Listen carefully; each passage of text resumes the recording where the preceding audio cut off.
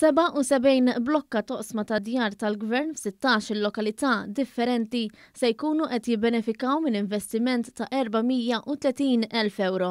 Ħabbar dan il-Ministru għall-Akkomodazzjoni Soċjali Rodrik Galdes waqt konferenza stampa li saret quddiem waħda mill-binijiet li se tkun qed tgawdi minn din l-iskema fil-Birgu. Din l-iskema se tkun qed titħaddem kollaborazzjoni mal-kunsilli lokali.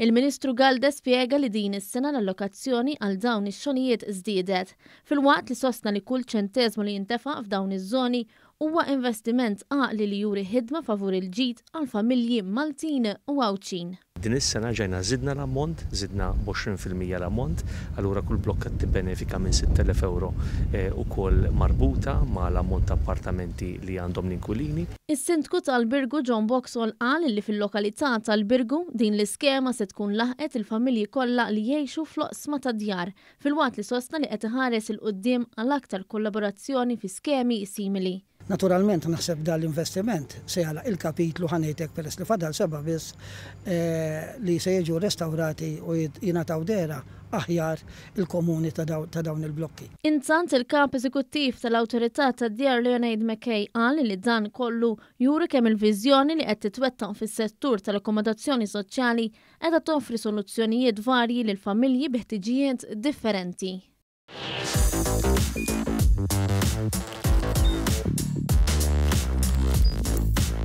Idħol fuq one.com.mt u hemmhekk tista' tara l-programmi kollha li jxandru fuq One permezz ta' One Play.